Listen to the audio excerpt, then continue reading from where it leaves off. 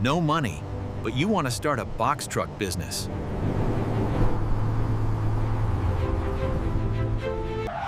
In 2026, costs are higher, but opportunity is bigger than ever. Today's lenders offer no money down options, using the truck as collateral. Lease-to-own programs let you start with just the first month's payment. 2026 favors green logistics. State grants and SBA programs can fund your startup free. No truck? No problem. Start as a dispatcher or freight broker first. Use commissions to pay for insurance, LLC setup, and permits. File your DOT number yourself. Use pay-per-mile insurance.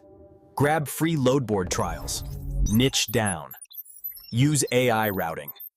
Factor invoices to get paid fast. In 2026, hustle comes first. Assets come later.